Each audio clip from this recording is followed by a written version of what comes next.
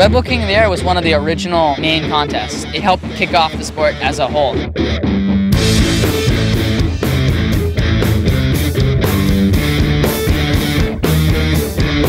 It's one of the only events in the world that focuses on the big air thing. It is called the King of the Air, air being the key word.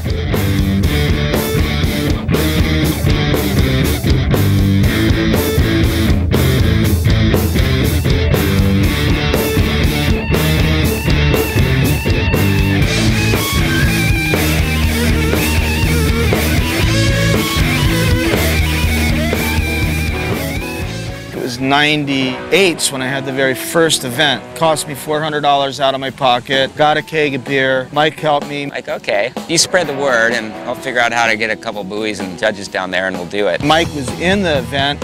Corey was in the event, Don was in the event, Robbie was in the event, Lou Wyman, Elliot, Maurizio, Toscano, Chris Gilbert, go down the list. And we held the very first event with 25 kiters here on Maui. Joe Cool said, why don't we do the competition and we'll call it the Kite Surfing World Championship as a joke. Because the year before, there was just like 6 people. We called it the Kite Ski World Championships. One of the people was Corey's wife. We held it here at Kanaha. I had to negotiate with the canoe heli top guy because everyone sort of hated windsurfers, but people liked the thought of kites. There was no prize money. It was really about going out and just having fun, and then the parties afterward. There were more girls at this party than had ever been at any windsurfing party. And everyone said, kite surfing is here to stay.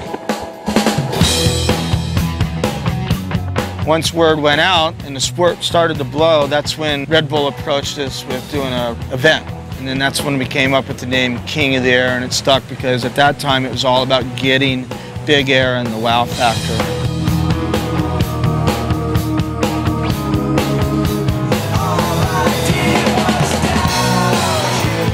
We knew it was going to be something amazing, but we didn't know when or how.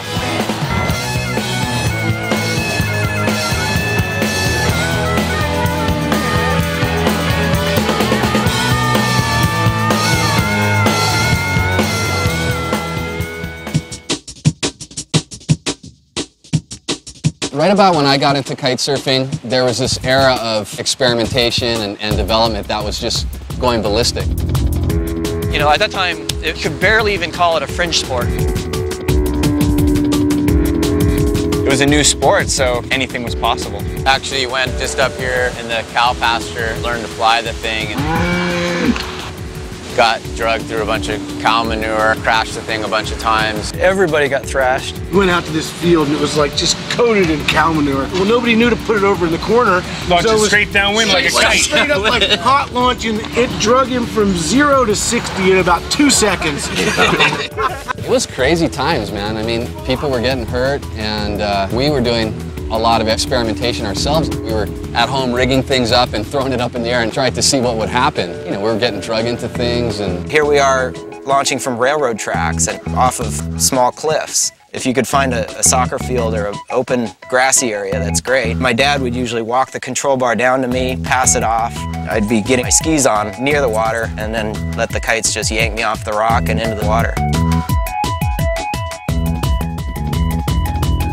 We were probably launching him in the worst possible way, which was you put the kite dead downwind to you, the guy just holds on, digs his heels in the sand, the thing rips up out of the sky and just sends you down the beach like 50 yards. I had to take a surfboard and put foot straps on. I had to make my own bar out of old windsurfing boom. You can't use stainless steel piano wire, but you should hear him sing. That piano wire's coming through the air.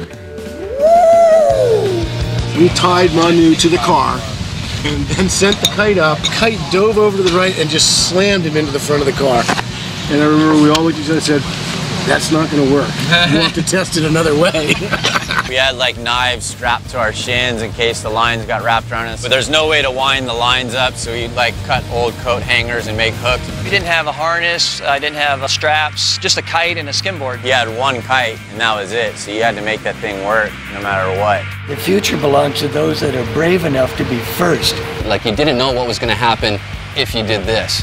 It made me, in a way, proud to be a kiter because at least you fought through that and you're willing to try something new, you know. Nobody really knew what they were doing, so every single person was an innovator. you got to watch your best friends just get hucked around the beach because nobody knew anything. None of us knew how to fly a kite. There was no training kites, none of this crap. We didn't know what worked. All we knew is that we were getting worked a lot. When we were learning, there is no industry, there is no magazines, no videos, no one ever got paid to kite. There was no tour, there was no school that you could go to learn how to do it. There's no one you could ask for help. I mean, it was all unwritten. But for me, and for a lot of guys that were with me at the time, it was part of the attraction. It was this not knowing what was just around the corner. And we would be teabagged. Like you see a guy going by and he's got no board, and he's just being lifted out of the water like this all the way down. If it was a red kite, it was either Elliot or Sierra Emery. If it was a white kite, it was either me or Manu. Also a red kite would have been Robbie. You know, like Rush Randall, he had the green kite. And so you could tell from miles away who that person was. You're a part of the family. You brought in your style, you brought in your personality or your girlfriend or whatever. You know, you brought something into the sport that we all appreciate. We didn't see a picture of anybody actually kiting on the water. We just kind of did it. You have to get over some things within yourself to have that boldness, but you get very richly rewarded for it.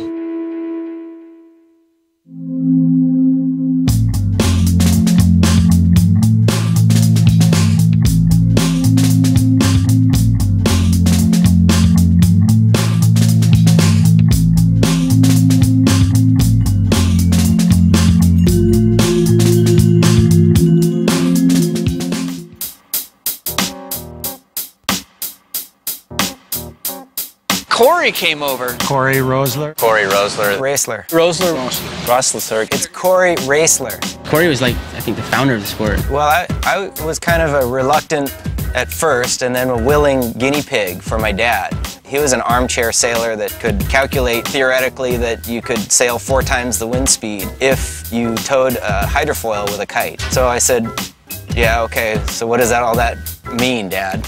Going a little bit faster than anybody's gone before. That's our bag.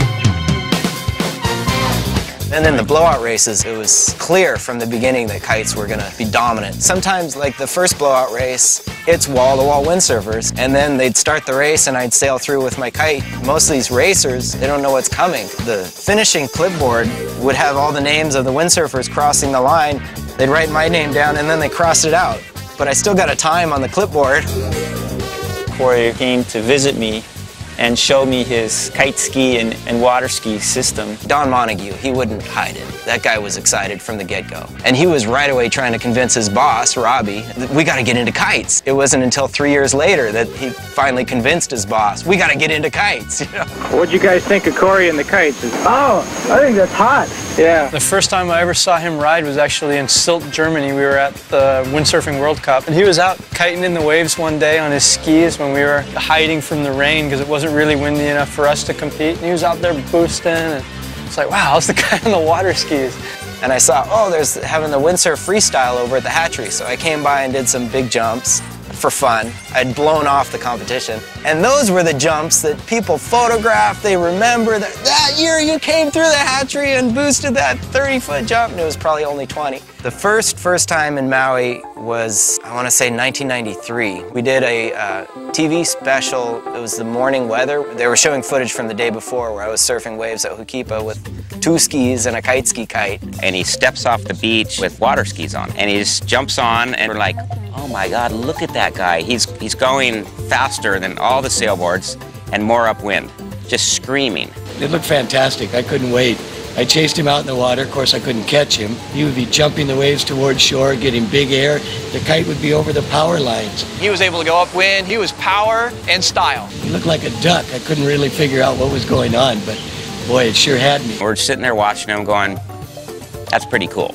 We need to get one of those. So Laird got on the phone and hunted them down. We found them in Oregon. We're like, we need one of your kites. I was trying to make a living manufacturing kites in the gorge, packaging them up with skis and bars, and one at a time by me and Randy and Therese, my wife. When she'd get off work, she'd come in and tie knots. So he would literally launch the kite from the water to the end of the lines, the length that he wanted, and then he would water ski out of the water and then take off.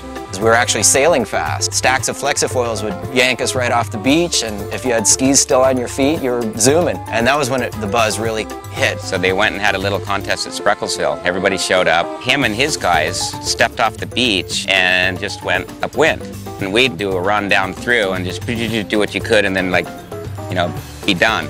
Corey had this board. It looked like a wide water ski, and he kind of standed like obscured on it. When you get on one board, like a wakeboard or a monoski, you can have one long edge that's much more efficient. Well, he could dig his heels in and just go upwind, stay in the same place. So kind of all scratching our head going, wow. By the end of that day, everybody could go upwind. It was just monkey see, monkey do. We realized how weak we were in the legs. It's like, oh, you can go upwind. So that was a very defining moment. That day, it became a sport where you could get out of your car, go out, and come back to your car. That whole time we were struggling with kite ski, we knew there was something missing. I didn't know until I landed on Maui in '96. What was missing was the camaraderie and the community aspect to it. We knew all along you were going to be able to go upwind. We just didn't know how you're going to be able to, like, support your family doing it. Right? Corey was like the light. He was one of those guys that was paving the trail for what the sport became in the future.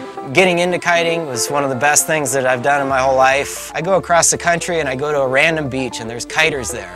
And you just meet them and it's friendly, and once in a while they figure out who you are and they're sincerely grateful. That's the kind of recognition that matters.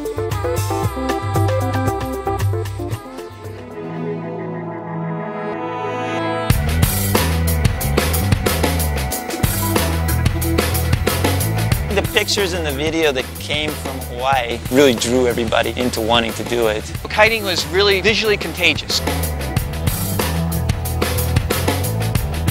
You look at a surfer compared to a windsurfer compared to a kiteboarder, your eyes are automatically going to go to the kiteboard.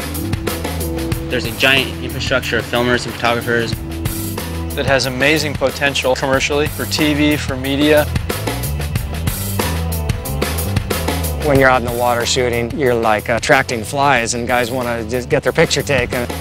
One day I just saw this video of Lou and Elliot and Rush Randall jumping huge and flying for awesome distances. It just kind of inspired me to figure the sport out. Yeah, I had the first kiteboarding pictures in Wakeboarding magazine. The editor was like, hey, get some shots of these guys. And then I saw a magazine article of a French guy, Manu Berton, kiting here at Lanes in Ho'okipa. And so when I came here, I was really thrilled to meet just one other kiteboarder. It's that awe of here's someone jumping higher than a telephone pole and landing soft as a feather. There was a pretty open spirit of sharing at the time, so the internet became real popular as a way to share a lot of the info. You know, a guy goes and gets a 14-second jump. Everyone in the world knows about it next week. They'll be going online and seeing what some guy in Germany has to say about it. Guys know about it in Poland, Russia, in Japan, everywhere. People started using kiting for commercials. You know, ESPN magazine, Outside magazine. They would get wind of it and they would call me up and go, oh, we hear you have shots. And we started having more and more competitions and the prize money was going up and we had a tour. And all of a sudden we were kind of like, whoa, this is really going to become a sport. And so it was that kind of energy, almost right from the get-go, that just imbibed kiting.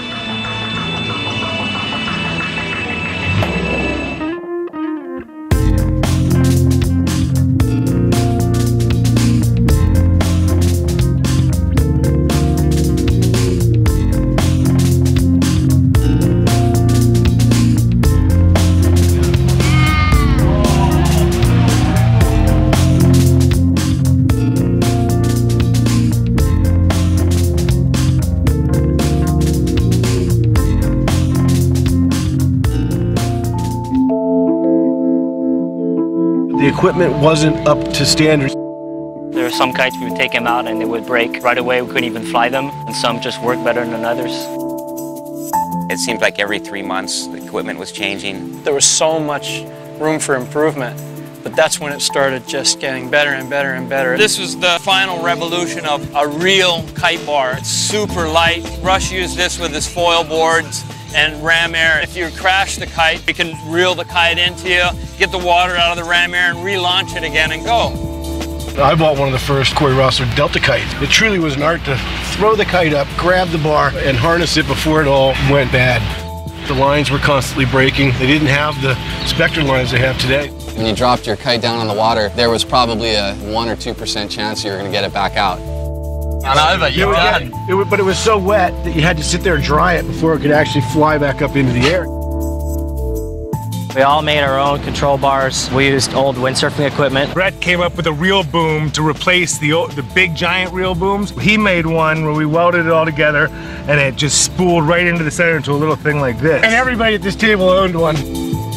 And then once the kite started to evolve, you know, when we said, okay, there's got to be a better way. Let's change aspect ratio. Let's go to 4 lines. Had a 5-meter whippica. That's the only thing that was there. And the 8-meter showed up, and that was like getting behind a tank. If you looked at some of these videos of the first kiteboarding events, we're all on our Peahi boards. It's cool when you make a new board and you go out and you're able to go 10 more miles an hour. First real improvement was in the boards. You know, making boards that you could hold a rail and really stay upwind with against all that power of a 2-line kite. My friend Elliot actually made the first chicken meat bar. We called it a chicken meat bar because it was kind of like, okay, you're a chicken, you know, you can't deal with the power, man. You know? It actually became the worldwide term for that bar. The kite products have gotten just so amazing this year. You tow into the wave with all this power, and then you just shut the power off, and then it's all surfing. It's 100% surfing until you want the power back, and then you just sheet in, and then you got the power back. And so it's really gotten cool. And I think that's going to attract a lot more just the core surf. We would call each other and meet at Ukipa to go kite together. You certainly become friends with the second guy who shows up at the beach, because that's probably the guy who's going to launch your kite. That's how it was, you know, it's like, okay, who's going to drive?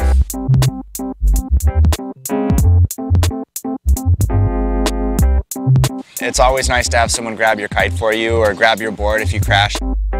The guy that you're cursing is the guy who's gonna save your ass when your kite goes down. I've picked up more hitchhikers in the gorge, wrapping up their kites and walking down Highway 14. Oh yeah, I kind of got messed up and separated from my stuff. And you'll run all the way down the beach to get that kite for that guy, because we've all seen what can happen. I wave at everybody out there because I'm just having the time of my life. I tell you what, you know what it is? You jump 30, 40 feet in the air and you're feeling good, you know? And you want to tell a guy, did you see that? All you got to do is look at all the smiles on these people's faces, and you can see the stoke is there. 2 years ago, if you told me I could be here competing in the final of the King of the Air with Flash Austin, I would have just said, yeah, I don't believe you, that's not possible. So it's just a dream.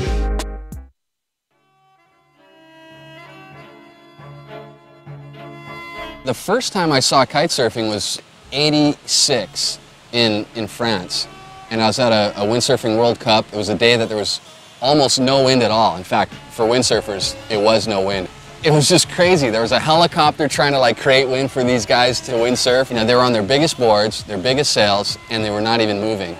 And some guy shows up on the beach with a kite and water skis. And he throws a kite up in the air, jumps in his water skis, and goes flying past all these guys.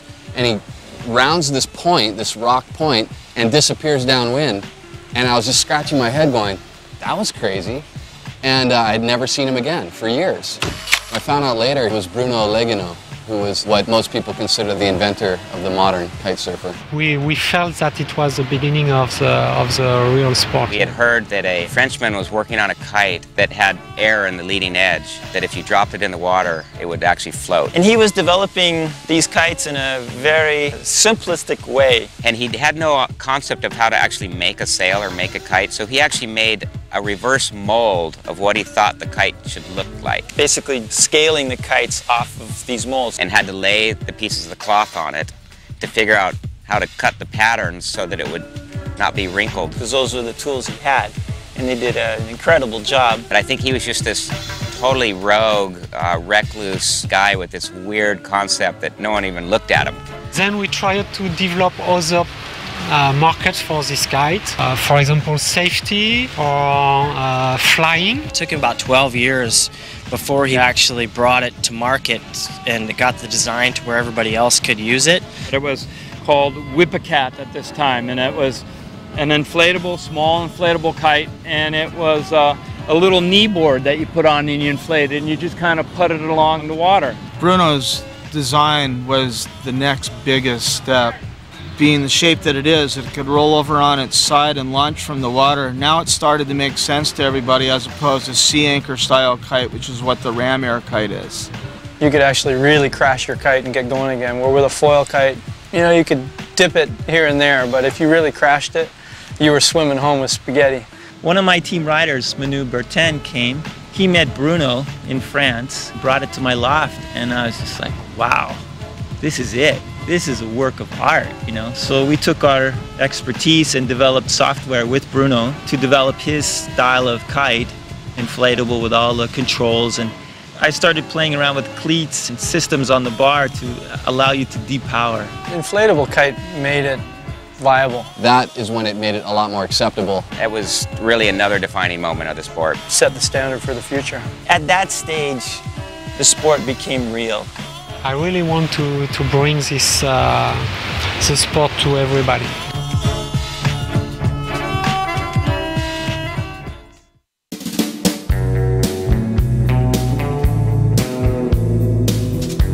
Robbie Nash, he's Robbie Nash. You know, what can you say? You know, I used to be the youngest guy, and there was, oh, look, there's that little kid, Robbie Nash. And now it's like, look at that, there's that old guy, Robbie Nash. Some people say they don't know anyone that works harder than I do, no matter what they do. I look at it that I've never had a real job my whole life. Since I was a little kid, I've been doing this. I mean, it's evolved, it's changed, I've included other sports, but the core of my existence is riding waves, basically, and blasting around in the wind.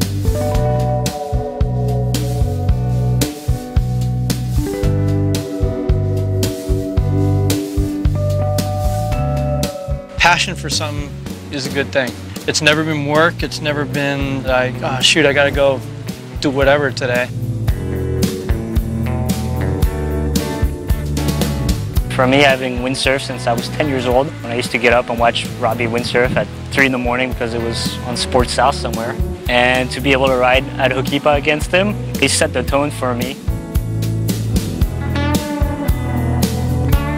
He's missed so many airplanes to sign some little kid's autograph. He's on an airplane every other day. I see him not so often anymore. I drag my feet getting into things usually. Once I got into it, I got really into it. The first days on the kite, and the first 5 minutes, he's going out in the shore break in Kailua and he does a barrel roll. He didn't even know how to kite. If you get the opportunity to watch him in the contest, he will shock you how powerful and how high he will jump compared to everybody else's style. He's just really fun to watch because he kites the way he windsurfs. He just keeps his speed up. It doesn't matter if he's coming in or going out. He's got the temperament. He's the man. He's choking me up. I can't talk anymore. Trying not to grow up. Trying not to be too responsible. Trying not to plan too far into the future. All the things that people say are the wrong things to do in life if you want to be successful have been my key to success. I just love what I do. Try to do it well. So far, so good.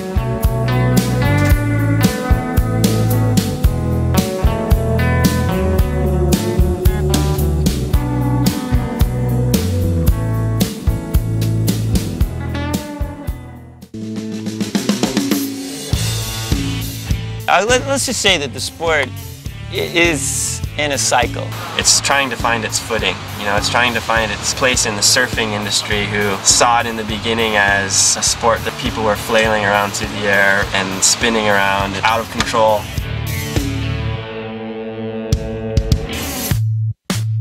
Flash Austin, Robbie Nash for the big air, high jumps, and then already at that point you had the wake style just kind of being pushed by Lou Wayman, Elliot LeBeau, Mauricio. On the same island, they were going in two completely different directions. For me, the sport is about flying and carving and surfing, and to other guys it's handle passes and tech tricks. It started out with big air, spinny jumps. Foot out, you know, take your board off, spin it around. Jump and take off your end from the bar. Pokes, the big flicky airs. Right now, the cycle that it's in is very technical, extremely difficult handle pass combinations. You know, they're really hard to do, but it's something that the public can't really relate to. They look at that and go, wow, that looks kind of... And then all of a sudden they see one guy just do a regular jump and he's 40 feet in the air, and they go, wow, look at that. Just a normal high jump gets more applause from the beach than the hardest, lowest, coolest handle pass technical maneuver. And what we try to equate it to is freestyle motocross. Motocross is very difficult racing. It's very technical and very difficult. You don't get 30,000 people filling a stadium. But when those guys started doing the super jump thing, it fills stadiums. Competitions, it's made it hard to judge, because how do you judge somebody that's really going fast down the line, throwing lots of spray, as opposed to somebody that's just being very fluid, kind of down the face with a surfboard? Kite surfing is about as close as it gets to surfing, because you can go take any surfboard off the shelf and kite surf on it. You know, you look in snowboarding, some guys run slalom gates and some guys ride a half pipe. If you come up and snap up off the lip, man, you're Superman. You know, it's one thing to just go 40 feet and just hang from the kite and fly downwind and land. It's another thing to go 40 feet, do some spins and unhook and do some passes or do whatever you do. That kind of all came together. Suddenly everybody just stepped back and started to kick back and just say, hey, it's going to be all that.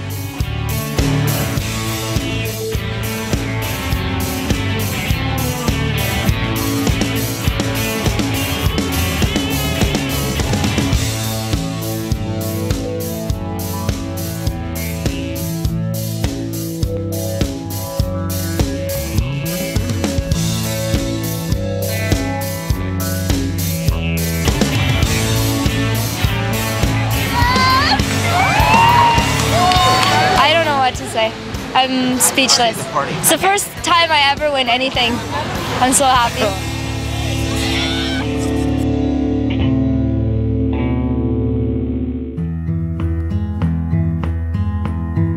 Where's Lou? Is he not here? Oh, you gotta get Lou. Came out here to try and pursue windsurfing as a career. You know, to me, Lou is one of the early, most progressive pioneers of the sport. And he actually did start the whole wakeboarding craze. You know, everybody's, oh, handle pass is new school. Well, I got news for you. Lou was doing it a long time ago. The rider that was most consistently pushing the envelope was Lou. As far as influences and people in the sport, you have to look at Lou, hands down. He invented so many of the tricks that are standards now. Just stuff that we're just going, oh my God, look what he's doing. And he was doing them in 2000 on the most basic gear. I can feel the good times coming again. He was always doing the craziest stuff. Jumping rocks, 50-foot airs, high loops. It was unbelievable. I didn't beat my head against a rock, you know, it just came, it was natural.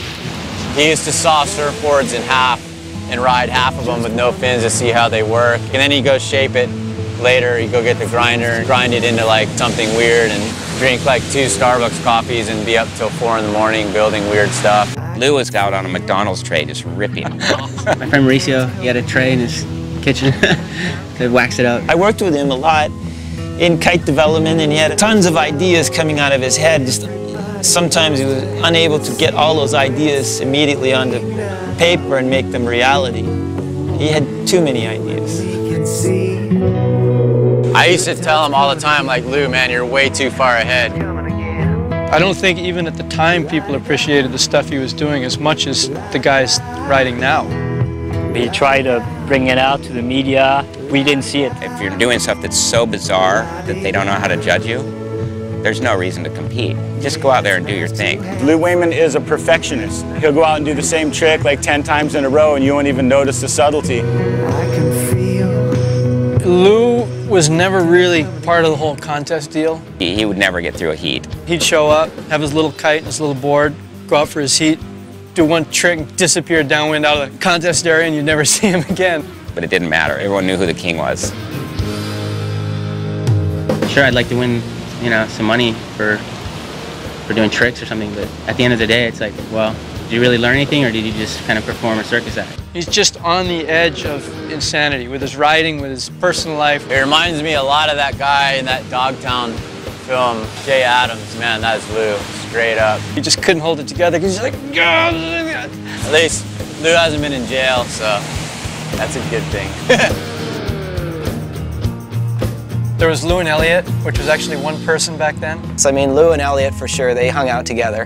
Lou Wyman and Elliot LeBeau. Literally, I thought that was one guy when I first started hearing about him because they were just partners in crime. We got along a lot in the beginning. We were really into like the sport and how to get better. He's really like business oriented and very like, structured on this is what will fly. And I'm kind of off the edge like, nah, we gotta just go crazy. Lou was convinced that you could wakeboard off of one. Pretty had his mindset. He's like, yeah, it'll work, don't worry, it'll work. And then, sure enough, it worked. They were out every day. They had nothing to do except go out and kite.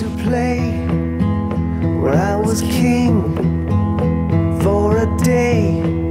Go have Starbucks in the morning or whatever and drop my truck off at the beach and take his all the way up 9 miles to the other beach. Once we got there, go to lunch, go back, get his car, come back, have another coffee. Whatever. I saw it hands-on, riding with him every single day. You could just go on and on about Lou. Not that he would say it. That man is a very shy man. Name another kiter that's on 7-meter lines. Name another kiter that's gone barefoot. Lou goes so high that when you're on the water watching him, you're afraid, and he's the one up there. I'm interviewing Bertrand. He's this kid from France. I'm like, so what's up? He's like, Lou Wainman. I saw Hai, I saw Lou, I come to Maui. I mean, he could barely speak French, someone's translating. And he's like a Lou protege, and there's hundreds of Lou proteges out there. But, you know, it's like there's only one Lou. La-di-da, la-di-da. Yeah, it's nice to have a friend. Whether or not he got the recognition he deserves, you know, I'll straight up tell you he's a guy who helped make the sport what it is today. It's really just a case of being at the right place at the right time. I mean, I think there's 1,000 people who deserve a lot more credit. Feel the good times coming again.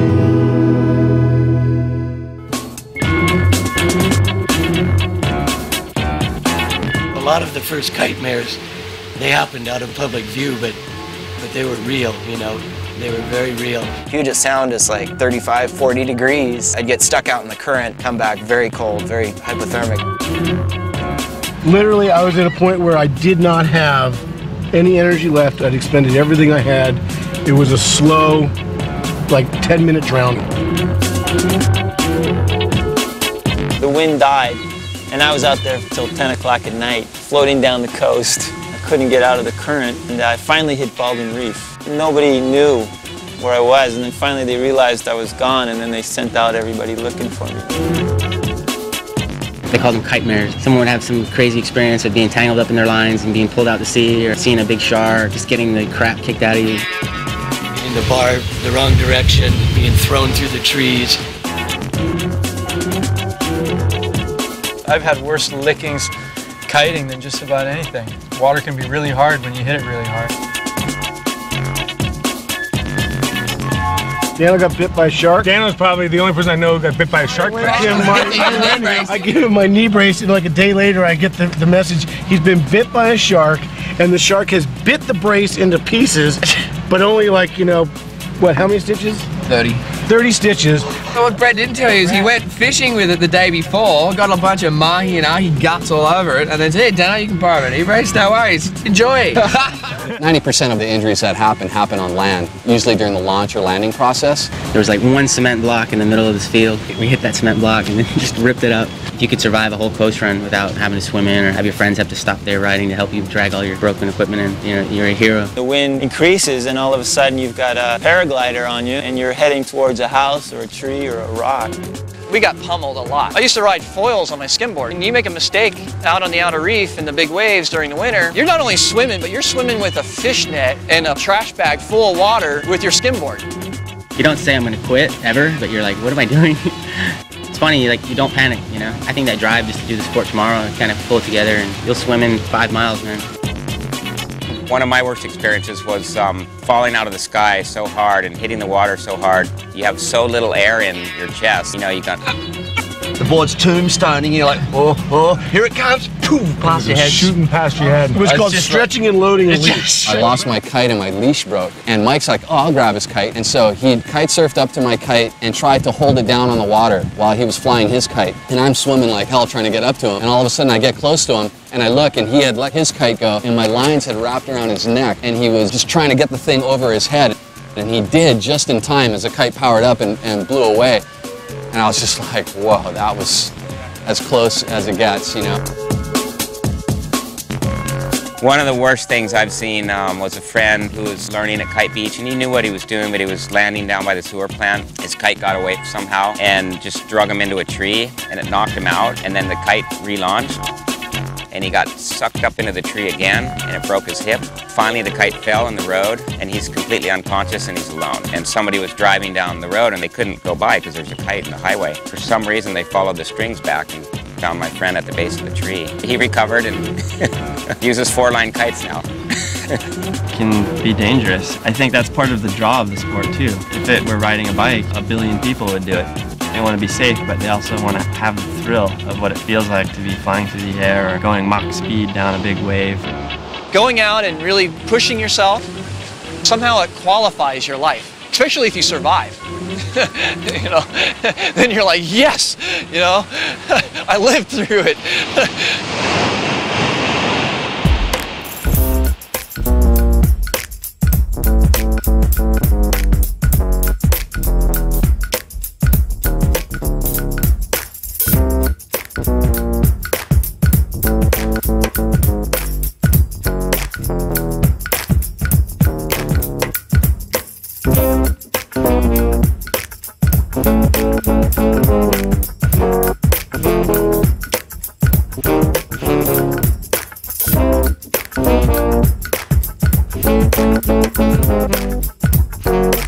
Flash was a character, is a character. He was the character. He was the best rider in the world, hands down. Flash is definitely leaps and bounds ahead of everybody else. Oh, I deny any involvement in the whole thing. I think he's still here. I think he's on the North Shore of Maui. Rumor has it. I came here in 1997. Flash came from Florida. I guess you could say that I was wave deprived as a child. You know, really sad, I know. I was skimboarding down the beach in Panama City Beach, and we saw a guy with a box kite where you get pulled on a buggy. And I begged him to let me try it. I felt the surge of power and the fun of the kite, and I was hooked immediately. I ran home, I grabbed as much money as I could, and I came back, and he ended up selling me the kite for like half the price. He was a kite flyer, buggies and stunts, and he started going out on a skimboard in Florida. And he got paid to put an advertisement on his kite and do these 5-mile coast runs that ended at a bar. So he was basically like a cheap airplane advertising thing going by down the beach with this bar on it. And he goes, I gotta go to Hawaii and do what these guys are doing with the foot straps. These things are like monsters. I'll tell you what, it has some raw power to it, man. I just take the kite and I whip it over there and boom, fly through the air. And then if you crash, it's not so bad because you're on water.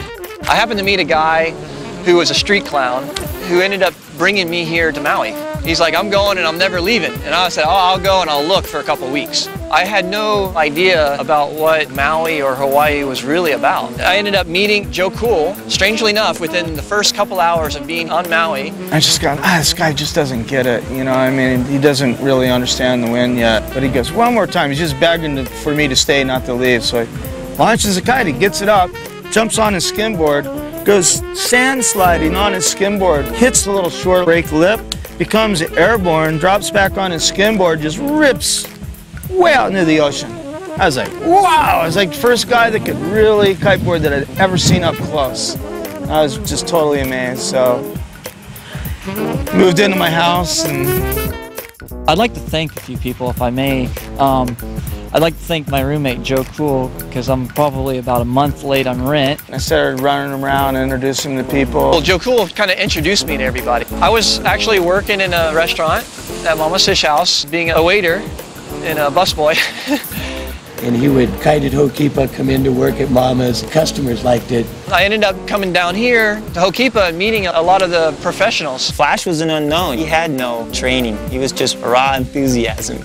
And when you talk to him, you'll see. Like I got the reins, and this is a bunch of horses.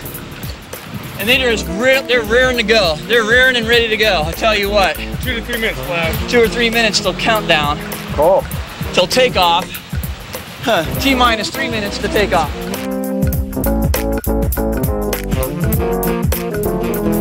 Every time I would catch an air, like 8 to 10 or 15 windsurfers are like, woohoo, you know. Flash would come out here on a super windy day and he would fly like 40 feet in the air and be spinning all over the place, and it's like, I'm gonna have to learn how to do that. Because that guy was boosting whatever you gave him. It didn't matter. He'd switch in the middle of a competition. He didn't even care who was sponsoring him. He'd grab a different kite. Everybody in Europe knew his name. I couldn't wait to go kiting to catch air and surf waves. Then I became an airtime junkie.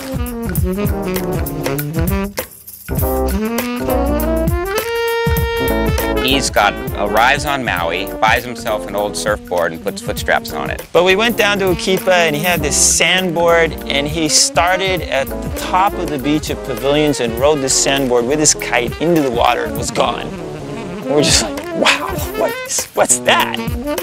That guy could boost off the back of a wave and make it really impressive. Wow, he took the thing to this whole new level.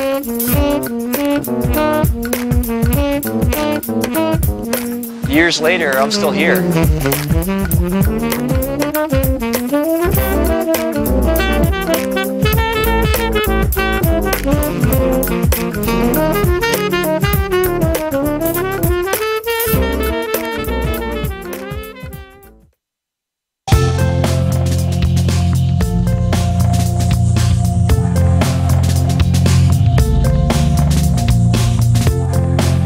Oh my God. Oh, well, that's awesome. Then I'm happy now. I'm against Hadlow, so I got to step it up a little bit. He's the current world champion, and I'm more than twice his age, so we got to throw down. That's pretty cool. Had a few good runs, good jumps.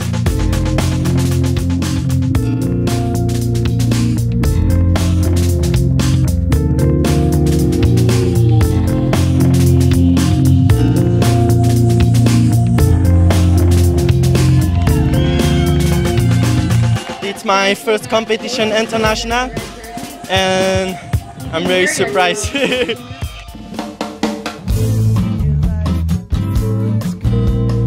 You don't realize it when you're in a sport and you're involved. You don't go tell your friend, hey, wow, you're really old, you know? Now there's more of an attraction to the younger crowd.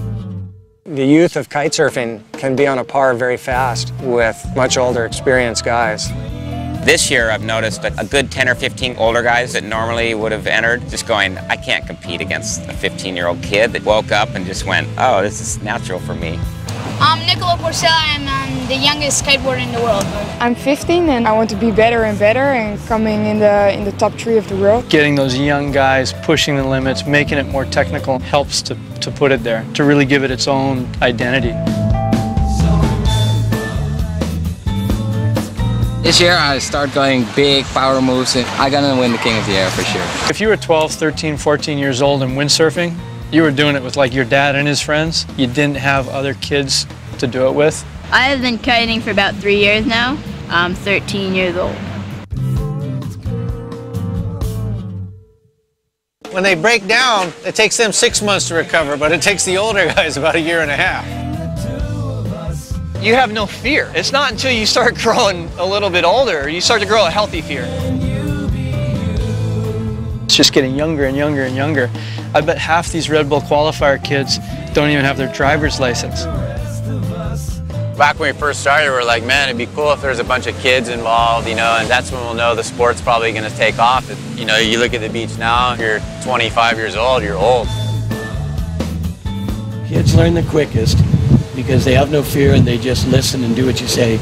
The women, the second fastest. A gentle hand goes a long ways in the sport. And the men dead last. And if the man's got some guns, super last. All of that pulling on the kite is just counterproductive. It's all ages. I mean, my brother 13, all the way up to 50 and over. I mean, all these guys, we're just hanging out and we're just having fun. And it's great because you got to have new blood coming in. It's what pushes the sport forward. It's really cool right now because all the kids my age are actually on the top of the sport. And plus, I mean, you get to hang out with these guys and these guys are crazy. It's so much fun. The rider who's most impressed me is Ruben Lenton. Man, that guy goes off. Started kiteboarding like 4 years ago in Holland. I can let go all my feelings and stress, whatever. It's so much freedom and you can do whatever you want. You know, you start to get a little cocky and you're like, yeah, you know, I've worked really hard for where I'm at and the next generation, the younger guy comes along and just takes it a step beyond it. You're like, I thought I was as far as I could go, but apparently I have a lot of work to do. They're picking up this sport so fast, which usually for a lot of ocean sports, it takes a long time to get to that level. They're doing it and they're ripping. Very quickly we'll be steering the future of the sport.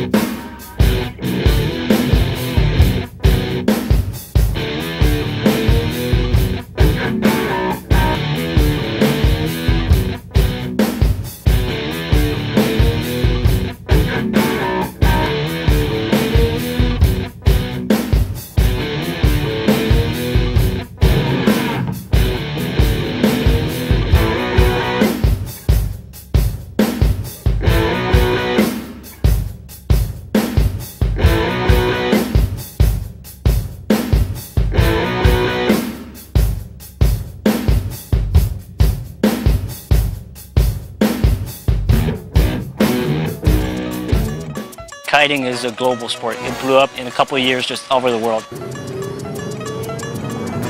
There's so many guys coming into it from so many backgrounds, from so many countries. I'm originally from Colorado Springs. Right now I live in Los Angeles. Japan. Holland. South Africa. France. Germany. I'm from Holland. Houston, Texas. Hood River, Oregon. A local Maui boy.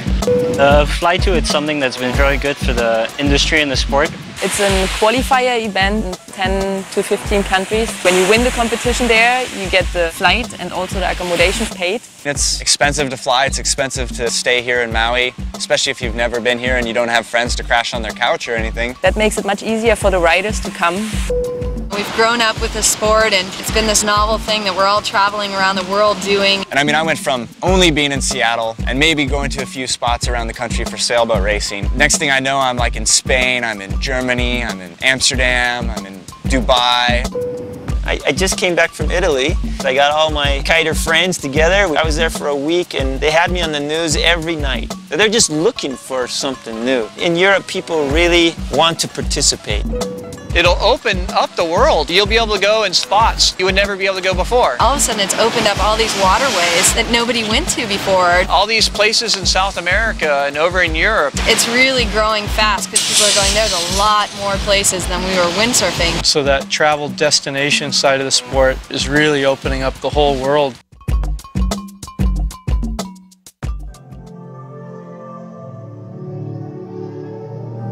The fact that you could ride a McDonald's tray as compared to a windsurfer shows you the potential of this sport.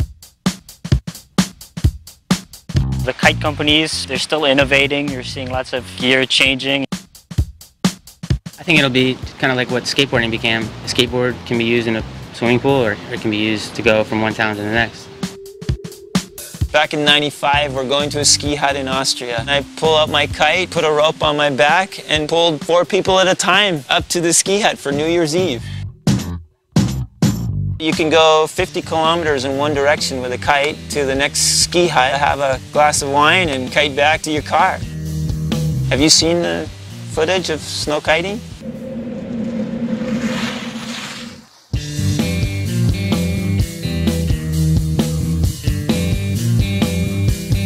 There's some guys just basically soaring with the kites and kite looping over snow.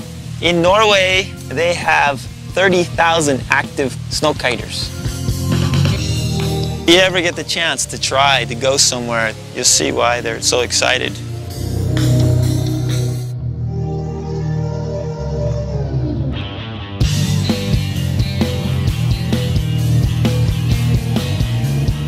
I think extended flight is what's coming up. The kites will be somewhat collapsible for size and changeable for size, and we'll be in the air much longer. We won't even have kites. I think we'll have that arc shit, but we won't have lines and we won't have boards. We'll go inside that bladder, so we'll have just like a wing. You'll basically be like a pelican, be able to do flips and stuff.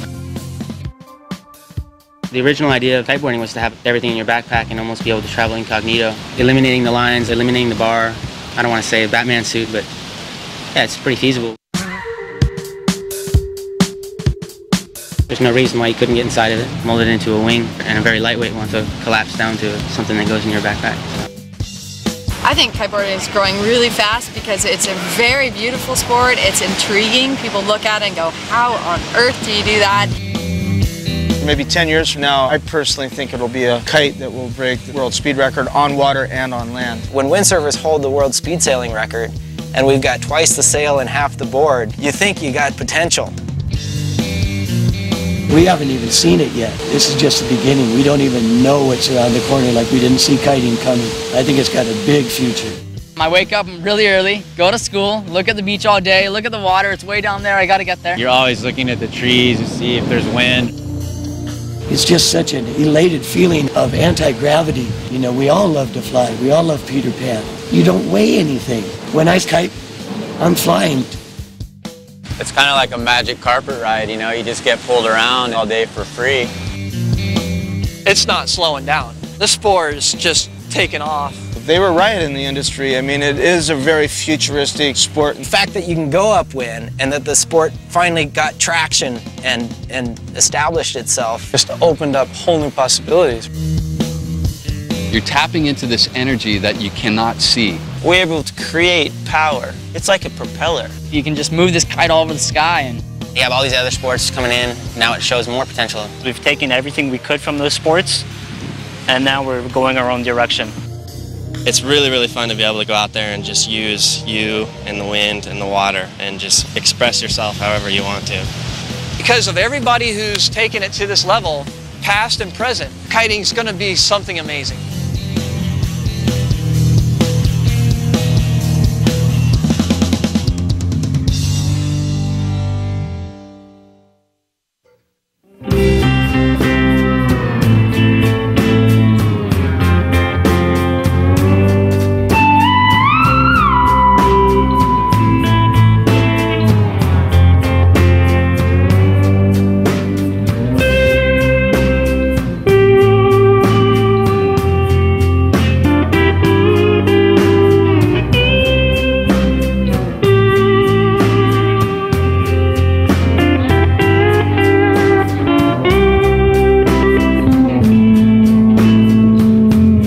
Hello.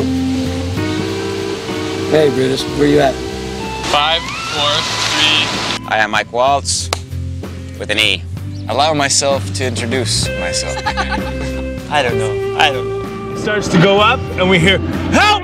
That's not So he lets go, and I swear I'm like a telephone pole height, dangling, just going, There were girls coming to see, you know? And that just never happened. Do you remember that? Dave. If this is the last year for the King of the Air, then we went out with a bang with 12-foot firing surf. And then I'll pause right there, but then I'll give you this one, input option. Option 2. I heard a lot of talk about the King of the Air not happening next year. Are you married? No. Not married? I have a girlfriend. That's what you see. You bring her flowers when you get off the plane? Fuck yeah. This is my tailgate, which requires this broom handle in order to hold it up. It's a nice feature. I have a taped up window over here on the side. I don't know if you can see that. So as you can see, kiteboarding has been very, very good to me. I remember letting go of one of my kites, and it flew up and over and landed in the sewage plant in like this bubbling soup of raw sewage. It was the only kite I had, so I had to like get these Safeway bags and rubber band them to my feet so I could walk out, and I had to walk through a bunch of sewage to pick my kite out of there. And I remember everyone was like sitting laughing at me while I was in the middle of this shit pool. My friend bought a bunch of chickens, or chicks, and we raised those and ate the eggs, and there were a bunch of squirrels around, and we killed those one time, because they were trying to eat the chickens, and we're like, hey, let's try eating some squirrel. And I go, what happened to you guys? And they're like, oh, wow, barbed wire fences, man. I go, what do you mean barbed wire fences? What the heck? What's up? And I said, wow, that looked really cool, man. I said, wow, cool, this is neat. Wow, something cool for the sport. Next, wow, that's just incredible. Where the heck is this thing gonna go? So I went, oh my God. No, you must have the whole thing. Every few hours a fire marshal come in and scatter everybody out of there and get everybody out of here. And we're going, God, and oh my God, look at these people. This is amazing. You know, we're just going, oh my God. Oh, I mean, it was real exciting. Anyhow, that's all the time we have right now for the Maui Weather Today show, but I look forward to being back with you again tomorrow morning for another look at Maui's weather today. Until then, have a great day out there and aloha.